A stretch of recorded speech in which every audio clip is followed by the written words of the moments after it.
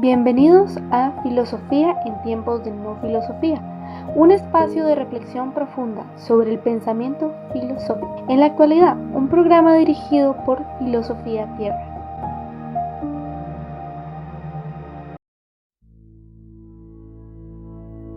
Confía en el Señor de todo corazón y no te apoyes en tu propia inteligencia.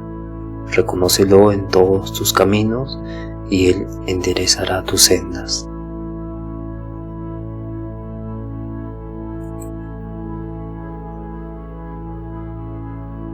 Bienvenidos al episodio 363. Mi nombre es Marco Antonio y estamos en el día 25 de reflexiones y perspectivas futuras de la filosofía. Hoy vamos a hablar de la justicia social y la filosofía. Vamos a responder la pregunta de qué es una sociedad justa el día de hoy, ¿no? Hoy en día, ¿qué es una sociedad justa? Y evidentemente este es un tema que ha surgido ya desde Platón, ¿no? La justicia social es uno de los conceptos más debatidos en toda la filosofía y en toda la moral también de cualquier sociedad.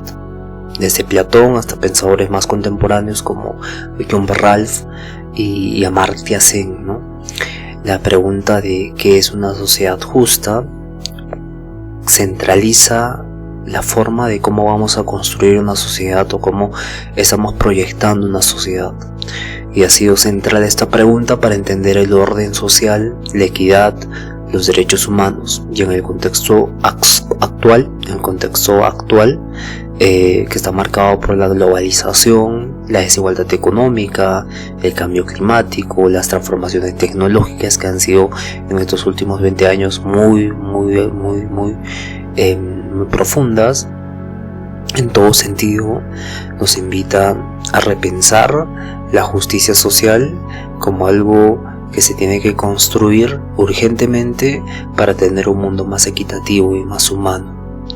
Un mundo más humano es lo que se quiere construir cuando se habla de la justicia social o de qué es una sociedad justa y de cómo vamos a construir una sociedad justa. Y tenemos a John Ralph, que en 1971 escribe la teoría de la justicia, publica la teoría de la justicia. Y John Ralph, siendo estadounidense, tiene esta visión normativa de la justicia, que busca establecer principios imparciales para organizar una sociedad bajo el velo de la ignorancia, ¿no? Pero recordemos que John Ralph menciona que es importante usar la desigualdad para eliminar la desigualdad. John Ralph es liberal, pero a la vez tiene este pensamiento socialista, ¿no? o comunitarista. En este sentido, su propuesta parte de un contrato social hipotético, y contrato social hipotético como lo hizo Hobbes, Locke y Rousseau, y se fundamenta en dos ideas clave. Primero, la igualdad de derechos y libertades. La igualdad es un punto importante en la sociedad contemporánea hoy en día, y la libertad también, ¿no? Y el segundo, la propuesta, la idea clave que fundamenta su propuesta de la teoría de la justicia es el principio de diferencia. Estas son dos ideas clave para entender la teoría de la justicia de John Ralph, este libro publicado en 1971. En este sentido, la igualdad de derechos y libertades es que todos los seres humanos, todos los ciudadanos, deben gozar de las mismas libertades básicas, como la libertad de expresión, la libertad de asociación, la libertad de conciencia. Y no debe haber ninguna distinción entre estas libertades. Deben ser iguales. Y en este sentido, ninguna persona puede tener ventaja económica o ventaja social, y no se puede justificar esto bajo ningún fundamento universal, ¿no? O sea, ninguna ventaja económico-social puede justificar la limitación de estos derechos fundamentales, que son la libertad de expresión, de asociación y la libertad de conciencia. Y claro, el principio de diferencia es que se permiten desigualdades económicas y sociales solo para beneficiar a sectores más desfavorecidos, ¿no?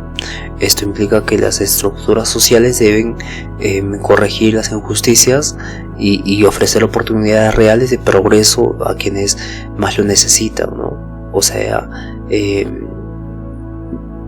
hacer que la sociedad sea desigual por ejemplo, la adquisición de impuestos es justo si esta desigualdad sirve para beneficiar a los más desfavorecidos. Entonces, para justificar estos dos principios, Ralph propone el velo de la ignorancia, ¿no? Que es básicamente la posición supuesta de que debemos diseñar leyes y estructuras de una sociedad sin saber qué posición vamos a ocupar dentro de esa sociedad, porque podemos ser mujeres, podemos ser hombres, podemos ser ricos, podemos ser pobres, podemos tener diferentes condiciones. Estamos tapados por este velo de la ignorancia que no nos va a permitir distinguir cómo vamos a construir la sociedad, ¿no? Porque si sabemos que somos ricos, vamos a construir una sociedad que favorezca a los ricos, y si somos pobres, vamos a construir una sociedad que favorezca a los pobres. Pero si no sabemos cómo vamos a estar en la sociedad, vamos a construir una sociedad objetiva, ¿no? Donde vamos a favorecer al más desafortunado, porque no sabemos si vamos a estar en esa posición. Y al eliminar este sesgo de intereses personales, cualquier decisión que va a dirigir esa sociedad en la construcción de esta sociedad va a ser una sociedad, se va a construir con mayor equidad, se va a construir con esta protección a los más vulnerables. Y claramente John Ralph plantea que una sociedad justa no es la que busca únicamente eficiencia económica, sino aquella en la que todos tienen las mismas libertades, las mismas oportunidades, y donde las diferencias solo son legítimas, solo son legales o solo son correctas y buscan ayudar a los menos favorecidos. John Ralph tiene esta forma de ver la realidad, que es esta forma de responderle la pregunta de qué es una sociedad justa, muy interesante. Y claro, no es el único. También tenemos a Martha Nussbaum, ¿no? A Amartya Sen también, que tienen ellos el concepto de justicia, pero como capacidades. Su enfoque es básicamente una teoría que menciona que hay ciertas capacidades que toda sociedad debe tener para que sea considerado como justa. Y claro, yendo más allá de la mera redistribución de bienes materiales, ellos más bien se enfocan en las oportunidades reales de las personas para llevar una vida plena y digna, una vida no solo material, sino una vida con alegría, porque vamos a ver, son 10 capacidades, y una de ellas es la alegría, la educación, el bienestar, ¿no? Pero Sen y Amartya Sen y Martha Nussbaum cuestionan que la justicia se mide únicamente en términos de igualdad de recursos o de distribuciones materiales, y claro, esto por el pensamiento capitalista que hemos tenido durante estos últimos tiempos, estos últimos años, estas últimas décadas, ni siquiera últimas décadas, ¿no? Ya hablamos de 1800, donde se estaba construyendo la industrialización, estaba surgiendo, pero básicamente tener recursos como es dinero, propiedades y bienes no garantiza que una persona pueda ejercer su libertad de manera efectiva. Por ejemplo, dos personas con la misma cantidad de dinero tienen las mismas oportunidades si una de ellas tiene la misma condición que la otra, ¿no? Pero ¿qué pasa cuando no cumple con esta característica otra persona que tiene la misma cantidad de dinero? Por ejemplo, el ejemplo clásico, ¿no? O podríamos buscar un ejemplo más limitado. ¿Qué pasa si dos personas con la misma cantidad de dinero tienen una está en prisión y la otra está libre, ¿no? Y claro, tienen las mismas condiciones de justicia en términos económicos, en términos de recursos y distribución material, pero básicamente no tienen las mismas capacidades para que se les considere bueno, para que se considere una sociedad justa, o diferentes condiciones también podemos imaginarnos. Y claro, ellos hacen énfasis en que la gente tiene que tener estas capacidades completas todas para recién tener un tipo de justicia en la sociedad, ¿no? Y el énfasis en que tiene la gente resulta insuficiente, ¿no? O sea, que cuánto recurso tiene la gente no es suficiente para responder que es una sociedad justa, porque lo más importante es qué puede hacer o ser con esos recursos, ¿no? Por ejemplo, los países que tienen la misma cantidad de minerales y uno exporta más que el otro y tiene más beneficios para su país, no es justo, porque no cumplen las mismas capacidades que son, por ejemplo, la mano de obra, la alimentación, diferentes aspectos. Y claro, cuando se habla de capacidades, son oportunidades reales de hacer y ser, y no solo una potencia en abstracto, sino son una capacidad fundamental que va a dar condiciones necesarias para que cada persona desarrolle una capacidad de bienestar personal y la construcción de que es justo para esta persona, ¿no? Y para este enfoque, la justicia consiste en crear condiciones necesarias para que cada persona se desarrolle, ¿no? Desarrolle capacidades, o sea, oportunidades reales de ser y hacer, y no solo de potencias en abstracto, de construcciones teóricas de qué cosa es justo, ¿no? Y claro, las capacidades que Martha Nussbaum nos propone son 10.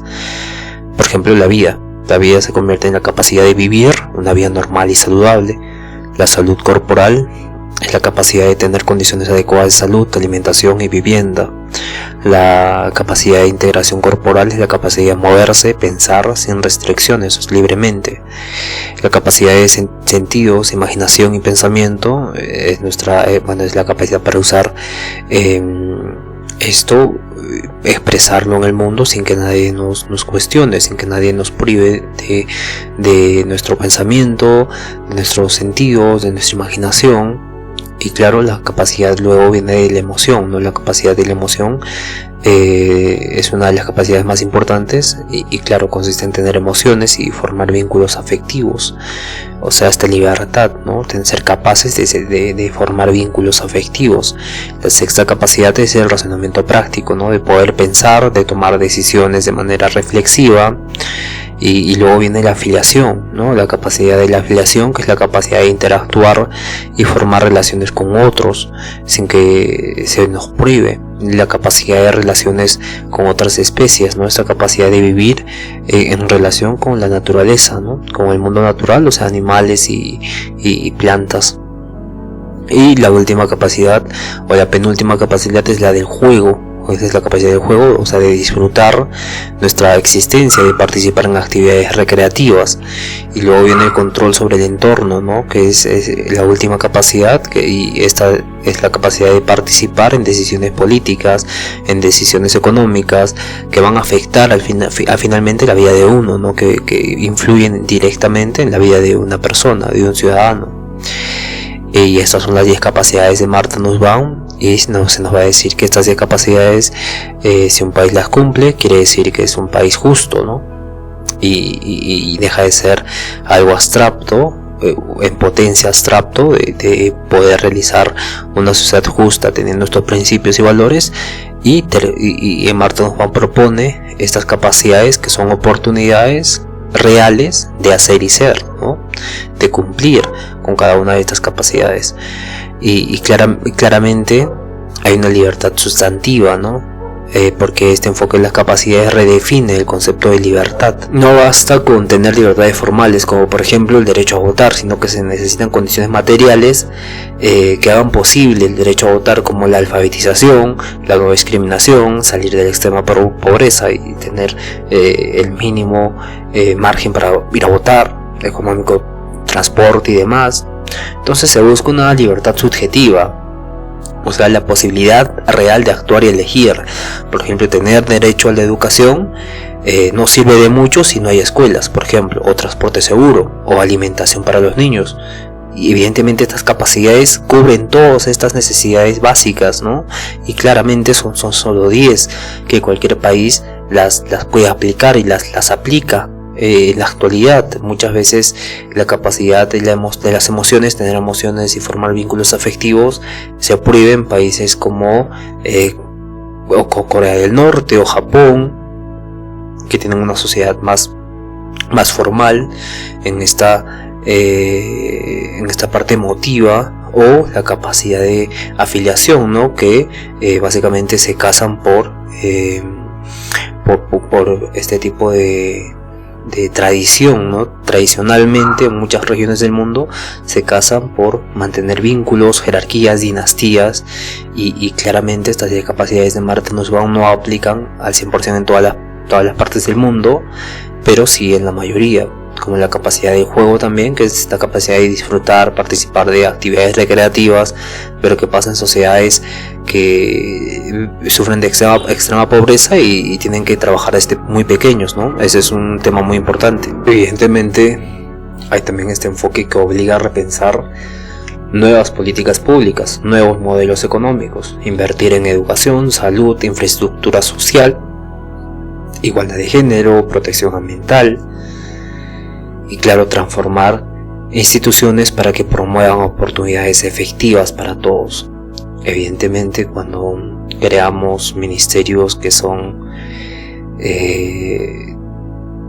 abarcativos, o sea, para diferentes sectores, se crea un tipo de paternalismo estatal, ¿no? Donde al haber más ministerios hay más gasto administrativo, y evidentemente con el desarrollo de la tecnología podemos ahorrarnos mucho gasto público, ¿no? Y claramente crear nuevas oportunidades de generar más recursos, más oportunidades efectivas para todos, incluso para aquellos que se vean reemplazados por sistemas autónomos de administración. Claramente reconocer las diferencias individuales, por ejemplo, hay personas en contextos rurales, hay personas que son minorías étnicas, que tienen culturas diferentes, modos de pensar diferentes, y claro, tenemos que garantizar igualdad de capacidades para todos. Y el problema ha sido que en muchas partes del Perú tiene costa, sierra y selva, ¿no? Y claramente cuando vas de un lugar a otro se nota la diferencia, es muy vasta.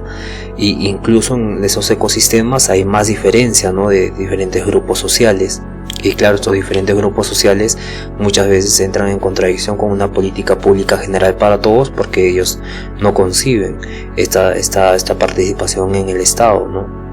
Y entonces el desarrollo tiene que garantizar que haya igualdad de capacidades para todos, ¿no? Explicando estas 10 capacidades de Martha Nussbaum, ¿no? Y no políticas públicas infinitas, sino que se mantenga estas 10 capacidades como régimen. Bueno, el régimen también, este término suena muy autoritario, ¿no? Sino como prioridades para una nación justa, y claro que favorece a todos también. Y evidentemente el desarrollo ya no se mide por esos indicadores de PBI, sino por índices como el índice de desarrollo humano, que está inspirado en las ideas de Amartya Sen, ¿no? Claramente también este enfoque es esencial en este siglo XXI, ¿no? Porque en sociedades capitalistas globalizadas, donde se ve la riqueza y que es concentrada en ciertos países o en ciertas personas, medir la justicia por recursos ya es insuficiente, ¿no? Entonces el enfoque de las capacidades conecta muy bien con la justicia social, con la dignidad humana, y también fomenta sociedades más humanas, más igualitarias. Tiene aplicaciones en derechos humanos, en política de bienestar, en desarrollo económico, en justicia de género. En conclusión, la justicia como capacidades de Martha Nussbaum, Amartya Sen, desplaza la pregunta de cuánto tienen las personas hacia preguntarnos qué pueden realmente hacer y ser las personas, ¿no? No basta con repartir bienes, hay que crear condiciones que permitan a todos una vida plena, una vida libre, y este enfoque es profundamente transformador porque une ética, economía, política y filosofía, en una propuesta práctica y una propuesta humanista.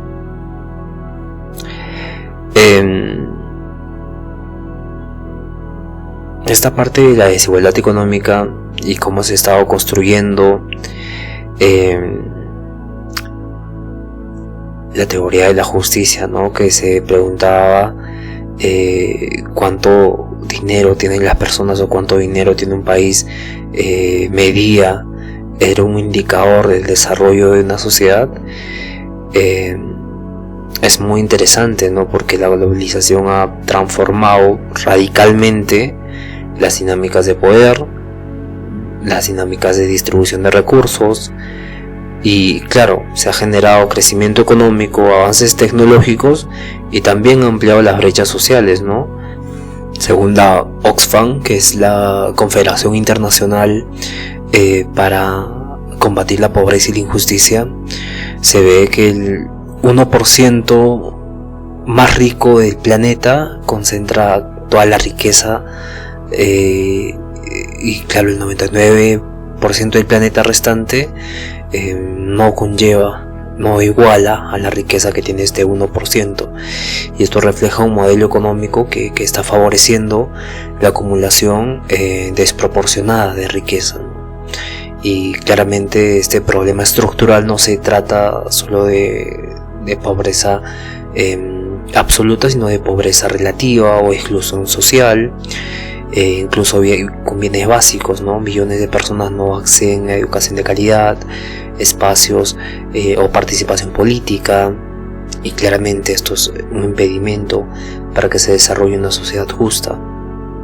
Evidentemente, esta perspectiva resalta que la injusticia no consiste únicamente en redistribuir dinero, sino garantizar que todas las personas puedan convertir esos recursos en libertades reales. Por ejemplo, entregar laptops en comunidades rurales no es útil si no hay electricidad, o no hay internet, o no hay una formación para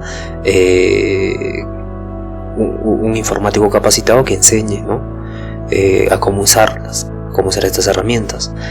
Y básicamente se tiene que redefinir políticas, en este caso para el beneficio de la innovación, del crecimiento, pero que llegue a todos, ¿no?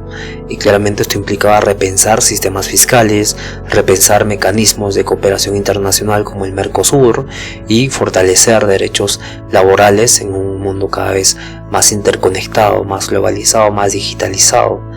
Y claro, el concepto de justicia ya no se va a limitar solo a las relaciones entre personas de una misma generación o de una misma nacionalidad, sino que debe incorporar las visiones futuras de futuras generaciones y cómo estamos dejando el planeta, tener este desarrollo como país, pero sostenible. Y claro, el aumento de desastres naturales, la pérdida de biodiversidad, la contaminación afecta con mayor dureza a comunidades vulnerables y a personas que ni siquiera han nacido, que suelen tener menos recursos para adaptarse y un entorno menos verde. Y claro, una sociedad justa debe asumir la responsabilidad ecológica, y claro, debe asumir como una responsabilidad, como un deber moral, ¿no? Y claramente no ver todo en variables económicas, ¿no? Y claramente el enfoque de las capacidades propone que una sociedad justa no solo se tiene que medir por el PBI, sino por el grado en el que sus miembros puedan ser y hacer plenamente. Y este concepto de ser y hacer plenamente, básicamente es un concepto filosófico de ser, ¿no? Acceder a salud, acceder a la educación, participar en la vida política, tener un ambiente sano. Y claro, en el siglo XXI la justicia enfrenta desafíos globales, ¿no? Como superar la concentración de riqueza. Tenemos que superar esto, proteger el planeta, regular las tecnologías. Y claro, la meta es construir un mundo donde el desarrollo sea más inclusivo, más sostenible. Y claro, una sociedad justa hoy en día no se limita solo por comparar el PBI de un país, ¿no? Sino por las condiciones reales de dignidad, participación de todos los miembros en política, y claramente esto con la tecnología también es una gran ayuda, ¿no? Porque la tecnología nos puede ayudar a administrar correctamente nuestro voto claramente, ¿no? Porque podamos participar ahora de nuestro móvil, con nuestro email, con todos nuestros datos, y participar de un tipo de política, ¿no? Votar por una ley que se está aprobando hoy en día. No hay eso, ¿no? O sea, hay 140 congresistas, hay más de 100 congresistas en cada país, ¿no? No sé cuántos habrá en su país, pero más de 100 en la mayoría de países, ¿no? Y ellos deciden todo lo que va a ocurrir con las leyes de un país. Y evidentemente esto es algo supremamente antidemocrático, ¿no? Porque una persona está representando a 1 millón de personas. ¿Y cómo es esto posible? ¿Cómo va a ser esto justo, ¿no? ¿Cómo va a ser esto democrático? Esto es lo más monárquico que pueda haber visto, ¿no? Y la sociedad no dice nada, evidentemente nadie dice nada, ¿no? Porque esto es como se está concibiendo y se ha concebido y se ha heredado esta carga institucional simbólica de democracia, pero evidentemente no constituye una verdadera democracia. Y claro, yo dicen las elecciones, eliges una vez cada 5 años, ¿no? Entonces tienes democracia cada vez, solo 5 años, ¿no? Una vez cada 5 años.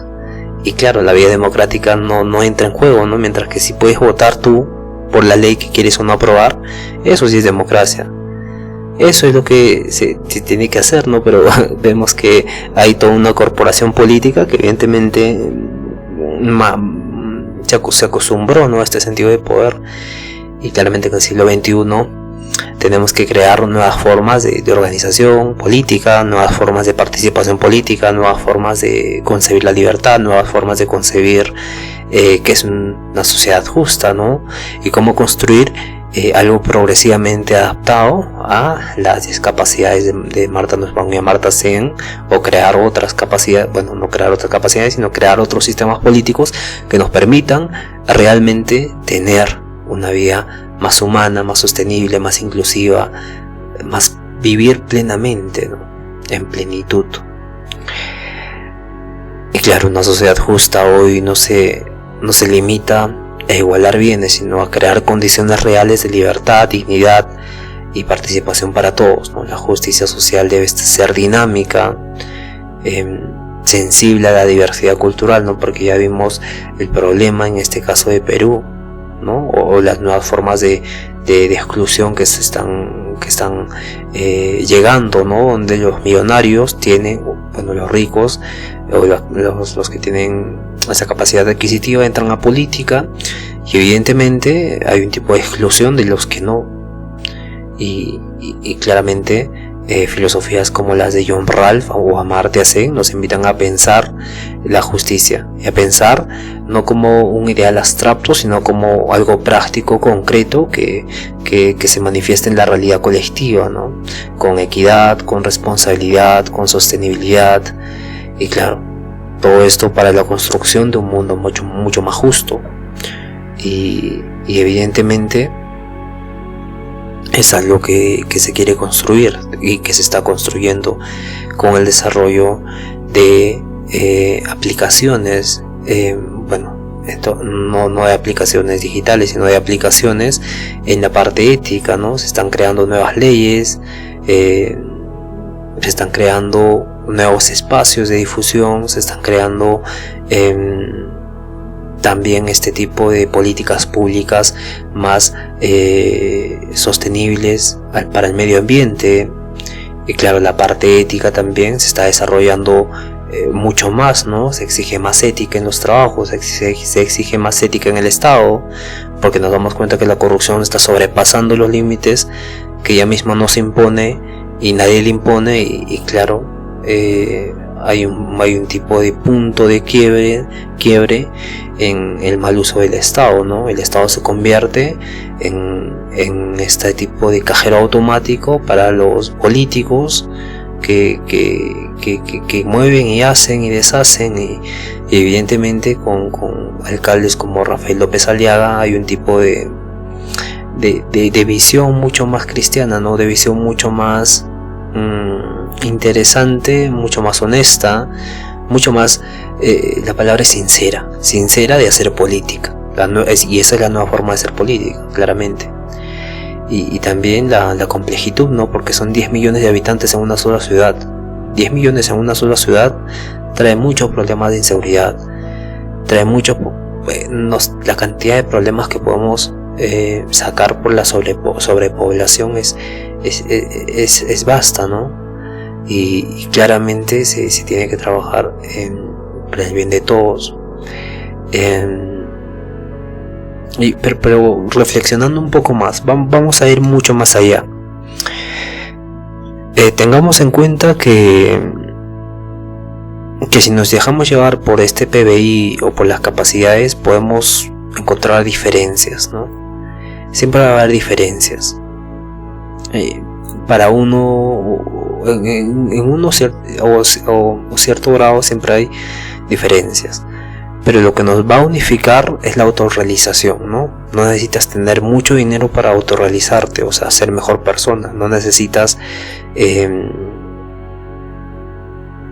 educación para autorrealizarte o querer ser mejor persona. Entonces hay algo muy profundo en nosotros mismos. Yo siempre he buscado la intuición moral. Hay intuiciones morales, y estas intuiciones morales se tienen que desarrollar, y se tienen que descubrir, y se tienen que hablar, difundir, para que así tengamos este tipo de unificador común que nos lleve a un futuro mucho mejor. Y claramente este trabajo se tiene que hacer y se va a hacer. Bien, entonces nos vemos el día de mañana. Nos vemos el día de mañana con la filosofía del cuidado.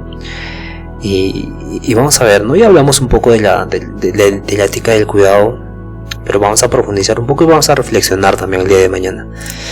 Bien, entonces cuídense todos, un fuerte abrazo, conózcanse a sí mismos, bendiciones a todos y por favor, sean felices.